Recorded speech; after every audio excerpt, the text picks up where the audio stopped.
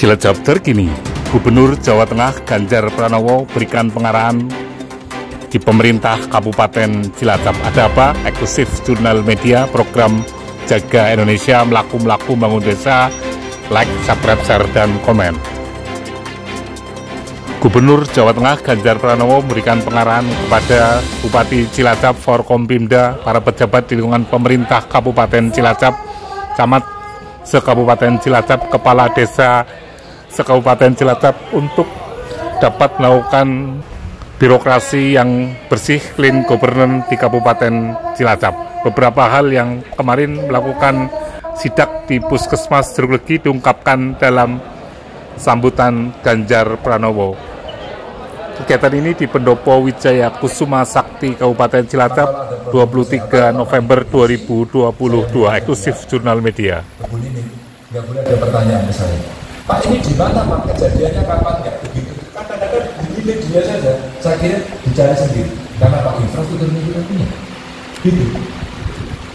Kejadian hari ini di karaoke di Boyolali. Gak ada. Langsung sampai bunyi bos-bosnya. Cek dulu. Pastikan dulu. Langsung mereka lapor semua. Saya dapat itu. Langsung dapat detail itu. Langsung saya. Jadi kalau saya ditanya orang nggak tahu. Langsung saya punya self control. Lakukan pengendalian di mana informasi yang boleh saya share dan mana yang tidak. Untuk menjaga situasi agar kemudian tidak jadi lebih keruh. Ini, ya. Nomor WA boleh pakai medsos. Nanti Bapak Ibu siap-siap dibully biasa, vitamin. Dibully lagi gizi buat kita itu. Ya. Sering-sering dibully lah kadang-kadang stres. Ini ujian mental Bapak Ibu, biasa saja. 9 tahun saya menghadapi seperti ini, senang-senang saja, asik-asik saja. Dan makin begitu makin kita datangi.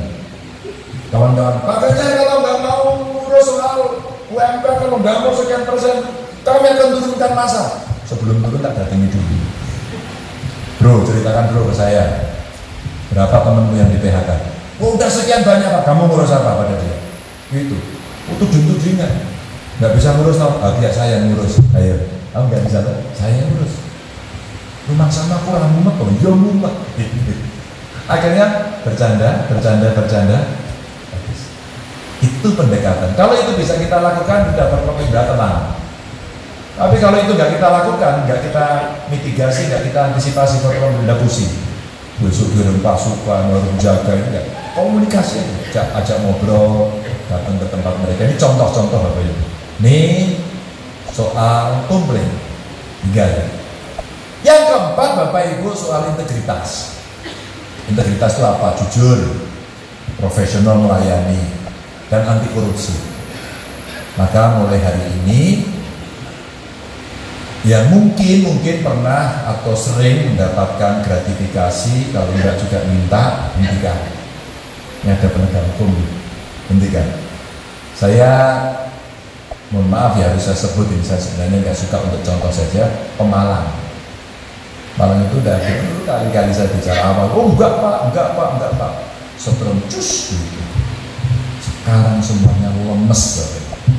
Kawan-kawan itu, kok telepon Pak, saya bagaimana? Ya sudah, sini ngobrol sama bapakmu. Saya tidak tenang aja, nanti saya bantu betul. Tapi teman-teman mesti baik memperbaiki diri, dan saya sampaikan seperti ini kemarin. Nah, saya tidak mau terjadi di Cilacap. Insya Allah lah Cilacap yang saya dengar bagus-bagus. Maka pertahankan itu. Kalau kemarin ada 1-2 yang nggak bagus, ya hentikan. Jadi sebelum terlambat, hentikan. Mulai hari ini, berapapun pendapatan yang panjenengan terima, itulah rezeki. Kalau ada gratifikasi, hadiah, pemberian, itu bukan rezeki. Itu gratifikasi yang bisa kena kasus pidana. Hati-hati ya. Udahlah itu aja. Ini saya sampaikan secara terbuka, karena tidak semua orang suka sama kita. Nah kadang-kadang kita salah dikit aja, luar biasa. Makin baik di atas, turun, perbaikan terus sampai turun. Sekarang yang banyak diajar di Kades. Kades itu banyak dihajar di daerah Pak Ganjar kadesnya korupsi, ini apa gitu. Itu anggarannya nggak transparan. Anggaran nggak transparan itu korupsi.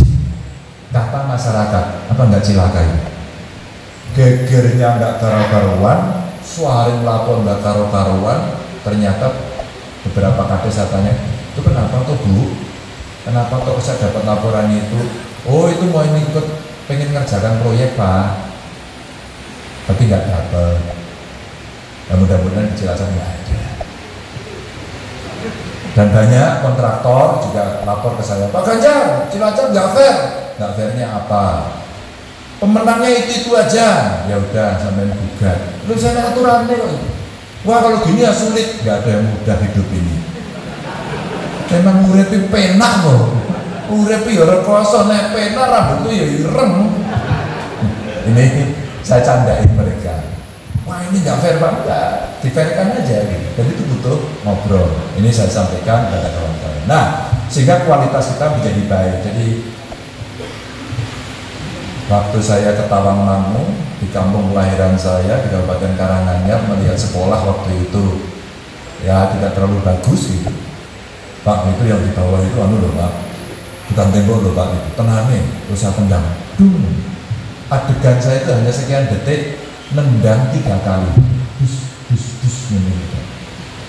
itu ternyata ada yang ngupload, ditontonnya 50 juta orang. Apa artinya? Masyarakat nggak suka itu. Maka maaf kalau dulu saya jalan ke puskesmas ya, puskesmas, itu sebenarnya nggak jelek kok puskesmasnya itu, bangunannya nggak jelek itu, jelek banget. Langsung tak tahu, Pak Gub lapor aku, saya bereskan besok pagi. Makasih, selesai.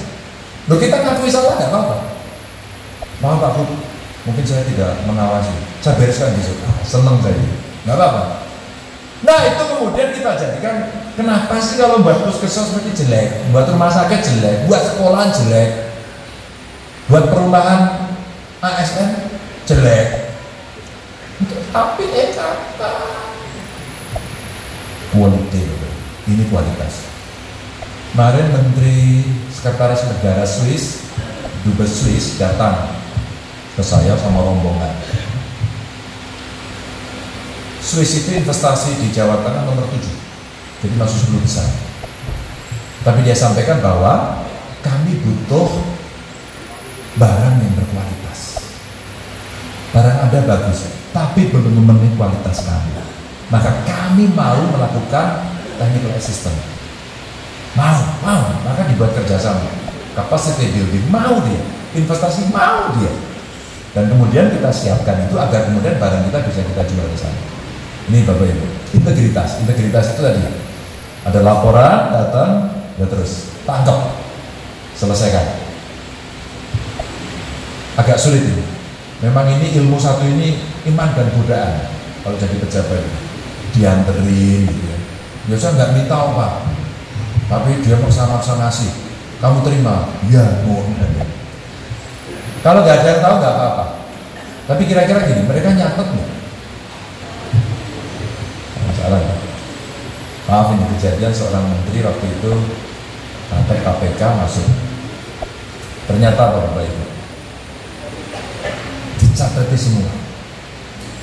Ngasih menteri ini, ngasih menteri itu, mohon maaf. Ngasih ini, ngasih itu. Di sana yang masuk catatannya panjang. Oh ngasihnya cash Pak. Cash gak ada yang tahu, kita cuma 4 mata. Mungkin malah 3 mata, yang satu gini. Tapi tahukah Bapak Ibu kalau yang di sana nanti nyangkut? Nah, apalagi kalau terkait dengan jabatan. Ya mungkin kalau tidak terkait dengan jabatan, hakim bisa saja memutuskan. Tapi kalau kemudian terkait dengan jabatan, pekerjaan yang sedang dilaksanakan atau ingin dapat sesuatu, itu jadi masalah. Ini saya ingatkan saja. Dan tentu pekerjaan Bu Ninit itu juga menyiapkan pilkada berikutnya. Dan Bu Ninit mau nyalon bupati nggak? Ngomong dulu di depan mereka, dan jelas. Oh enggak, yakin loh. Ini kita selesaikan dulu. Maksudnya kalau ini nggak nyalon, pasti nggak ruwet. Ini yang nyalon tak ada kayaknya apa sih jalur 2 sampai ya. Lapor ke mbak aku, warek meneh aku, Rono. Dan Bapak Ibu yang sudah duduk di jabatan OPD, ya, Bapak Ibu tenang saja. Bapak Ibu nggak usah merasa pantatnya panas, kursinya panas, nggak usah. Ini nggak bisa ganti Bapak Ibu. Uang ini kalau ganti itu syaratnya izin dulu ke saya, izin dulu ke Mendagri. Tapi saya hanya butuh satu, teamwork yang solid. Saya memberikan garansi dan jaminan Bu Nini tidak akan pernah minta uang. Bu Nini tidak akan menyalahgunakan kekuasaan. Bu Nini tidak akan korupsi.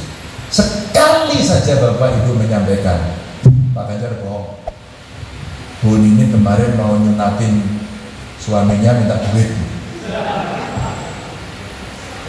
Tenang nih, itu laporkan saya, tak tarik besok. Ini jamin aja. Kami di Pemprov sudah terbiasa pada soal seperti itu, jadi asik-asik aja. Dan kalau bepergian, kira-kira anggarannya kecil, mangan bayar dewi-dewi. Terus itu enak Bapak Ibu. Tapi kalau itu saya tenang, yang traktir saya. Di kepala dinas itu kalau kunjungan dia traktir saya haram, nggak boleh. Sampai itu juga traktir. Nah karena pernah naktir aku, duit haram gitu loh, gitu loh. Makanya saya pastikan ini berat yang saya omongkan ini Bapak Ibu. Mau saya sambil lihat matanya Bapak Ibu ini satu-satu. Asem terang Pak Ganjar. Duh, urip kura peteng gitu.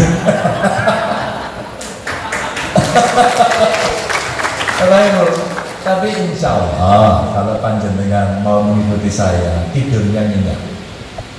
Jenengan insya Allah tidak akan terkena persoalan. Insya Allah.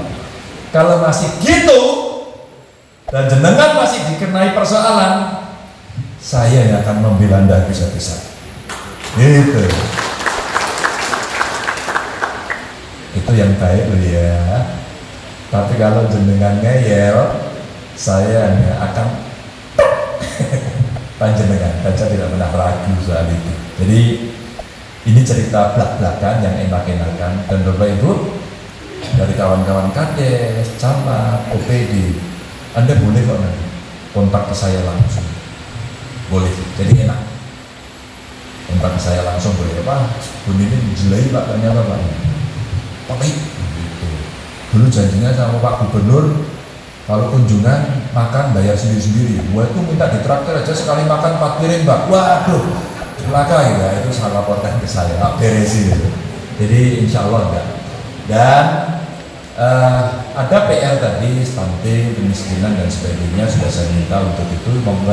Monggo ya nanti dicek, silakan masing-masing siapa yang ada di bagian ini untuk memastikan bahwa data itu adalah benar adanya. Bapak Ibu,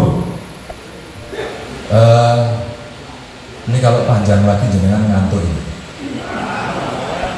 Jenengan nggak ngantuk? Aku sih ngantuk. Saya insya Allah akan berkeliling. Mungkin akan agak sering ke Cilacap. Karena apa? Karena siaga. Kita akan kejar di akhir tahun ini, mudah-mudahan kemiskinan turun, stunting bisa dicegah. Bapak-bapak perhatian pada ibu-ibu, aki AKB dijaga betul, karena ini SDM kita ke depan. Tolong investasi. Cilacap itu tempat yang seksi untuk investasi, maka mudahkan izin, jangan digorok. Ini kalau saya bicara belak-belakan. Kasih mereka fasilitas yang bagus, kalau perlu diuruskan, karena nanti yang akan tercatat dengan baik itu adalah data statistiknya, dan itu artinya panjenengan semua yang berprestasi. Dan saya membuka ruang loh Bapak Ibu. Pulau aslinya teng Cilacap pun bosen Mbak.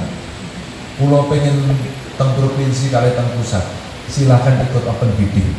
Dan saya terima kasih Pak Sekda, Pak Ketua Dewan ya, saya dikasih satu kepala dinas pertanian itu dari Cilacap ya. Itu ya stres dengan aku. Mungkin dia pikir asik ini jadi kepala dinas provinsi, tiba-tiba bener komplain petani itu hulu hilir. Pak Pri kejar, Pak Pri kejar, mana inovasinya? Stres itu ya. Tapi ya akhirnya orang akan bekerja dengan baik. Jadi kalau Bapak Ibu nanti kepingin, Pak saya pengen ikut open bidding di provinsi Syamdan, silakan kerja dengan saya, insya Allah ya. Stres-stres sedikit mesti, tapi tidak akan pernah saya berbani pada urusan pribadi saya soal kedinasan. Dan saya mencoba mendorong agar model spiral kepemimpinan itu begini, naik terus muter sampai merucut ke yang paling kecil, staff ya, mungkin kasih, kabak, kabit atau pak kepala dinas. Selesai di sini pengen ke provinsi, mungkin dari provinsi bagus bisa ke pusat. Dulu saya punya kepala dinas pendidikan, kepala sekolah, dulu punya kabupaten tuh, SMA, SMK. Begitu ditarik, anak ini kok bagus, terus kemudian dia ikut bidding jadi kepala dinas. Belum sampai 2 tahun sudah diminta Menteri Pendidikan untuk menjadi dirjen. Jadi dirjen baru kemarin selesai. Jadi apa? Spiralnya mimpi saya terjadi dari kabupaten ke provinsi sampai dirjen kepala sekolah. Itu Bapak Ibu kalau menyelesaikan problem di sekolah itu nggak pakai tingkat-tingkat, nggak pakai tanya-tanya. Pak ini bagaimana? Pak Jumeri dan Pak Jumeri ini bagaimana? Oh ini begini aja Pak, saya bereskan Pak. Itu beres. Teknokrat betul, ini yang saya mau. Dan tidak ada kepinginan politik. Kalau nggak ada kepinginan politik itu senang, karena ada kepinginan politik itu bawa bambu runcing dari belakang. Ngokok, waduh gitu. Ini hati-hati. Pak Sekda siap-siap maju bupati? Belum ya, belum. Gak usah ya. Dan masuk muda ini jadi Sekda aja. Wah, Sekda profesional, besok pindah Sekda provinsi, besok dirjen, top ya. Bupati kasih Pak Taufik apa sopo. Apa yang mau maju lagi enggak? Bersama lu. Ya nih biar disaksikan ya. Ya apalah kalau bahasa halusnya itu ya kalau Allah mengizinkan. Nah gitu. Saya suka malu-malu. Ada guyu kafe. Bapak Ibu lajeng wangsul. Lo dongake sehat nggih? Dongake sehat dan maaf Bu Nini, Pak Sekda, Pak Taufik. Saya itu sering cicat sama teman-teman kades. Itu kadang-kadang jelek. Ngomongannya merna-merna. Tapi mereka ini yang dulu bersama saya waktu menyusun undang-undang desa. Dan mereka itu sampai hari ini seperti friend kalau sama saya. Jadi kalau kemudian ketemu langsung mau sudah itu harus menunggu kades. Ternyata yang seperti itu tuh menarik buat kades di luar Jawa Tengah. Sehingga Papua, Sulawesi, Kalimantan, Sumatera itu pada main ke rumah saya. Pertanyaannya satu, Pak Ganjar, gimana cara kades bisa ngopi bareng gubernur seperti ini? Ya kamu pindah ke Jawa Tengah, jadi bilang gitu. Sampai saya tuh tugasnya itu nelponi gubernur-gubernur, Bu, Pak, ini ada kades mau ketemu panjenengan, berkenan atau tidak? Saya sampaikan dulu. Wah, kok Pak Gubernur bisa gitu? Lapornya ke saya gimana? Kok Pak Gubernur bisa gitu? Aku itu pembina kades ya, saya Indonesia. Jadi sering konsultasi.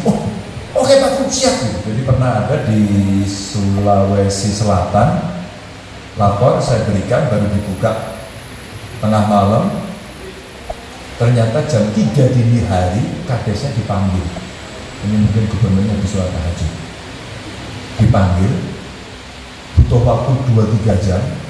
Pokoknya sebelum jam 6 sudah sampai. Jadi persis sebelum jam 6 kadesnya sudah seperti lari-lari nggak tahu mandi apa enggak. Ketemu sama gubernurnya, fotonya disampaikan Pak Gubernur, alhamdulillah ke saya. Saya diterima Pak Gubernur pagi-pagi dan jam 3 dini hari saya di WA. Nah saya membukanya kapan? Subuh. Jadi habis subuh langsung lari dia, langsung lari ketemu. Dan waktu saya ke Sulawesi saya telepon, saya senang gitu. Tak telepon kades sih.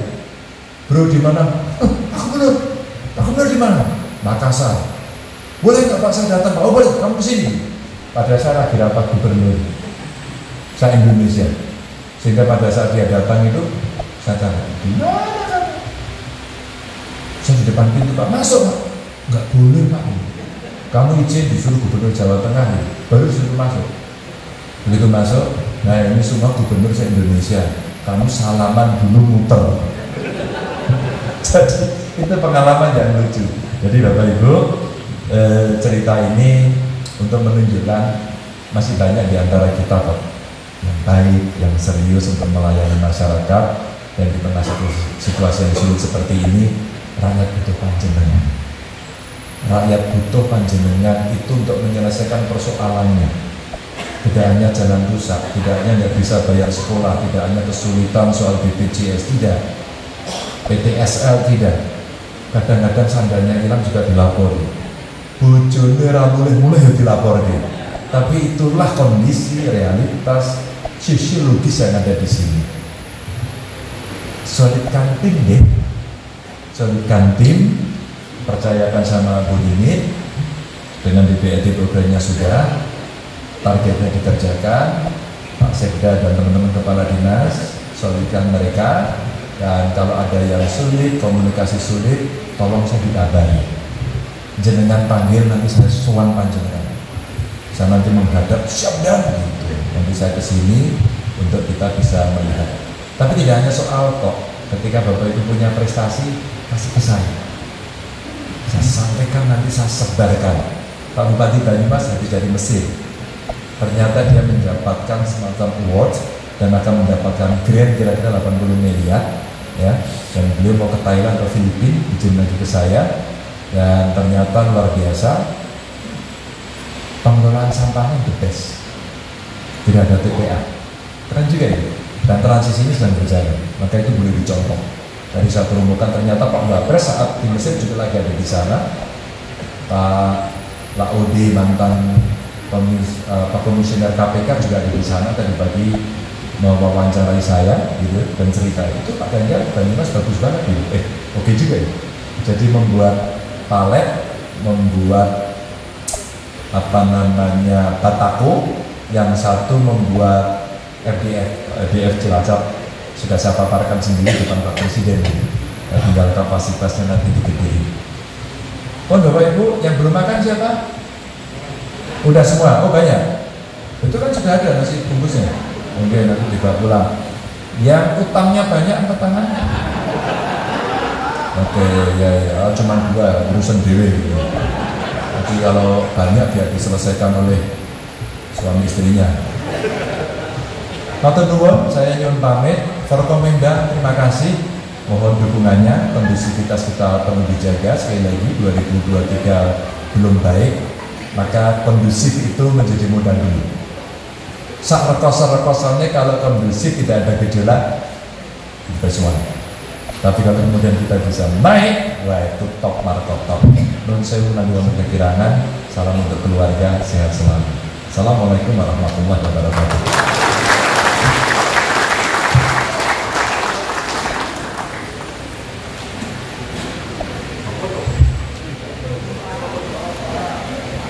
Kepada mereka semuanya agar bisa berjalan, dan saya memastikan PJ yang ada di Cilacap tidak akan dekor-dekor. Saya pastikan tidak akan main proyek, saya pastikan tidak akan korupsi, saya pastikan tidak akan mengintimidasi. Karena kalau iya saya minta dilaporkan ke saya copot ya. Dan itu untuk membuat kawan-kawan nanti biar nyaman. Dan PJ ini tidak akan memindah mengganti nyopot para pejabat yang ada, jadi pejabat yang takut. Tapi kalaulah kemudian mereka achievementnya tidak bagus, bukan berarti kita tidak bisa mengevaluasi. Jadi ini sama fair kita berikan pada mereka, sehingga harapan saya di Cilacap yang kemarin fondasinya sudah cukup bagus, sekarang kita genjot, mari karena fondasi Cilacap itu bagus sekali. Pariwisata bagus, untuk investasi bagus, daerahnya luas, penduduknya banyak, ini menjadi modal yang Saat dijumpai redaksi jurnal media PJ Bupati Cilacap, Yunita Diah Suminar akan mengimplementasikan pengarahan Gubernur Jawa Tengah dan bersih-bersih, apakah akan ada tsunami birokrasi dan anggaran? Eksklusif Jurnal Media. Ya kan? Jadi pesannya Pak Gub itu yang pertama kan membangun integritas sebetulnya. Kalau bicara integritas tadi sudah dijelaskan banyak hal. Yang namanya ASN itu nggak boleh korup, gratifikasi, suap penyuap, nggak ada. Terus yang lain karena kita bicara pertumbuhan ekonomi, kemiskinan, stunting, ya semuanya harus nyengkuyung. Termasuk dengan tadi Forkompinda bagaimana kemudian mereka bisa mendukung kita. Nah, pelayanan publik tadi sampaikan bagaimana kemudian kita membuka kanal-kanal komplain dari masyarakat supaya kita nanti akan, saya bilang kan belajar mendengar apa problem dia, kita bisa mengatasi bersama-sama. Gitu. Ya, Bun, keluhan masyarakat Bun, jalan rusak di Kabupaten Cilacap hampir tembus 80%, Bun. Gimana, Bun? Jalan atau infrastruktur itu memang butuh anggaran yang sangat besar. Maka pada tahun 2023 sebetulnya dari sisi pemerintah upaya untuk bagaimana mendorong ini bisa diperbaiki. Tetapi sekali lagi dengan keterbatasan, maka kita harus punya strategi bagaimana supaya ini didorong, misalnya dari pusat seperti apa, dari politik anggaran. Kalau kita fokus ke infrastruktur, nanti yang lain kemudian nggak kena. Jadi harus dibagi-bagi nih, mana yang paling harus diprioritaskan untuk dibetulkan, mana yang kemudian oh ini masih bisa dipelihara, kira-kira seperti itu. Ya Bu, tadi pagi Bu rapat perangkat daerah Bu, kami mendengar Ibu juga membongkar seluruh anggaran di Kabupaten Cilacap untuk 23 Bu. Apa akan ada banyak hal yang dicoret dan peralihan anggaran Bu? Jadi gini, bukan membongkar betul nih. Jadi ada satu kebijakan baru dari pusat. DAU itu ada di marking. Jadi untuk pendidikan dan kesehatan itu dikunci sehingga yang tadinya gelondong itu kemudian dikunci harus inilah, ini yang harus dilakukan penyesuaian saja. Dan saya berkomunikasi dengan Pak Taufik sebagai Ketua DPR memberikan satu gambaran dan Pak Taufik sudah paham betul sehingga ya enak-enak aja ya bahwa ini hanya persoalan itu seharusnya tidak bisa dilakukan bukan karena sama sekali tidak bisa dilakukan, hanya ini sudah dikunci oleh pusat, maka ini harus kita masukkan, kemudian yang kemarin ada bisa kita sesuaikan. Ya berarti politik anggaran yang nanti dikedepankan punishment atau reward Bu? Kalau saya sebetulnya tidak suka menghukum, ya kan? Tapi nek ngeyel, nah kata Pak Gubernur tadi, kerek